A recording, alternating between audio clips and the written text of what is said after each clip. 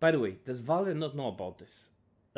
What, 30 seconds, 1 day, not even 1 day passed, people already found a workaround where you can have multiple things to one button. So for example, here's the video. Alright guys, Counter-Strike This guy posted it 2 hours ago. 2 probably just got one of the worst updates since it was released. They began and this is a smart dude, because you can see he's already saying the worst update. So when I hear somebody saying the worst update, I know he's smart. I know he's not Pimp or Austin or Stico. It's actually a smart dude. Alright guys, Counter-Strike 2 probably just got one of the worst updates since it was released. They began rolling out the newest iteration of VAC on CS2 servers, where players were quick to find out that you could trick the game into thinking that you were using a cheat even if you weren't. Now if it thought that you were using automation, it would not outright ban you. Now check how Austin didn't even mention that you're getting 1 step forward, 3 steps back with the latest update that Valve did. He only said positive. Only positive. He didn't mention how there's already false positives in the simple update of the keybinds and registering keystrokes and whatever. And there's already a problem. And he doesn't mention that. And then you think that an anti-cheat will work. And he didn't even mention how last time they introduced the anti-cheat, people who had high sensitivity were getting banned. Kicked for automation. In this update, they also tried to make it so that you couldn't bind 2 actions to 1 key. This is especially confusing to me because I always thought that the console was meant to balance out hardware advantages. When I was a kid, I had this really bad membrane keyboard where the caps lock and the tab key were connected with 1 keycap. So if I wanted to bind 2 actions to 1 key, I would just have to put either action on either key and then press the middle of the key. It's just really confusing to me why they would remove that when all it really did is guarantee the potential of an even playing field. But anyways guys, you wanna know the best part about this update? We already found a workaround to get D-sub-tick jump, an LJ bind, and jump bug back into the game. Sick update, Valve. Yo, I swear, Valve have people who make millions a year to make fixes for a game, and then you find a guy on YouTube, what's his name? Trip. His name is Trip. 11k subscribers, and he finds a workaround to what the dudes who make $1 million a year created. He finds a workaround in less than a day. That's how much testing Valve does. That's the brain of their devs, bro. And thankfully Valve went easy on us. It only requires 3 separate configs. I already like this guy. He only requires 3 separate configs. And he already fixed it, bro. D-sub-tick 2025. It took 1 day to work around what Valve created. Brain dead, bro. Brain dead. Send the link to the video. Here you are, guys. I'll do a video about this as well. Here you are, guys. Here you are the video so you can see. And you can use that to de-sub-tick your movement and have jump throw and everything else you want. But even easier thing is to have your attack on N, your space on jump, and you just press space and N at the same time on your keyboard, and that's even easier. But you can do this as well if you want to de-sub-tick most of your movement.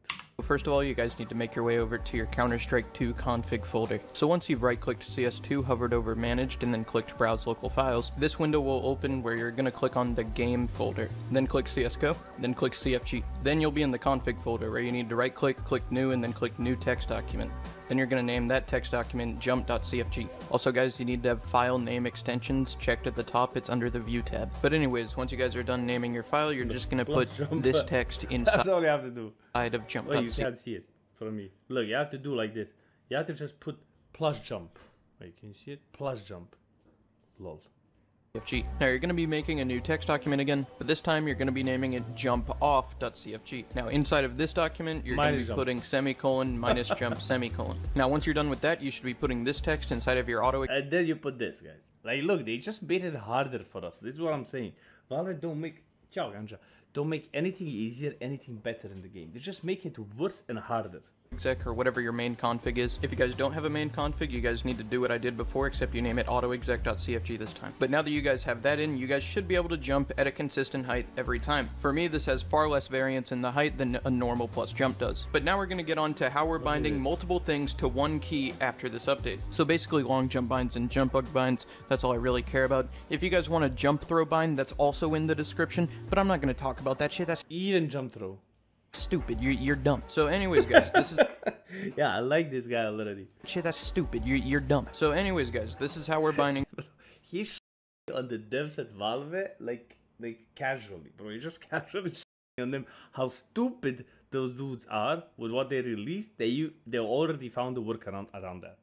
To be moving your mouse when you press the key. So here's what happens when you press the key. You're going to activate the alias long jump, which is going to have you crouch, and then it's going to bind all of your mouse movement to this plus jump using the AA alias. And of course, it's just going to do the same thing again, except it, you know, does minus duck and minus jump. Now for the jump bug bind, you are literally doing the exact same thing with different commands, so I'm not going to re-explain it, but it is very important. You have to only make all of this, kid. This is annoying to make.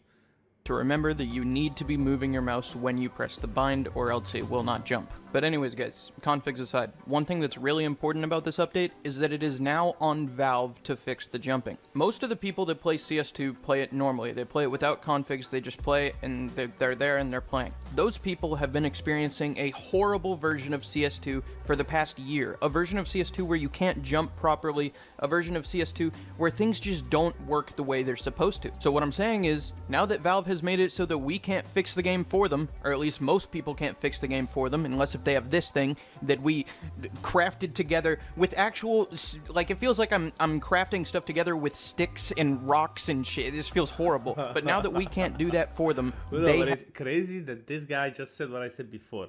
Instead of Valve fixing the game, they're making it harder for people who understand to fix it for people who need it. So they put one thing out, people find a fix for whatever Valve found, and they give that fix to everybody so they can make it. Everybody makes it, everybody's enjoying it. Valve come out, release something new to fuck up what everybody fixed, and now this guy has to come out and then fix it again for everybody, even though a lot of people like you guys in chat or everybody who's watching won't know that there's another fix for whatever Valve. And it's crazy that this is what the $1 million a year devs are doing. Like I'm telling you, 60-year-old gray braindeads have to do that. They have to fix the game for themselves. We can't fix it for them anymore. Whenever Valve is ready to have the default settings desubticked, that's fine by me. I don't need subtick on my WASD or my jump. The only thing that I could possibly see subtick being useful for is shooting. Also guys, in case if you thought this update was like good, or that it actually fixed something, you should watch this.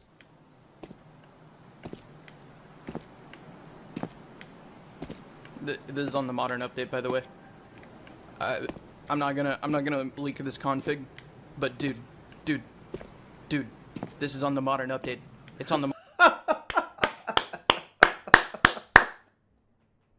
Bro, you can't make this shit up, bro.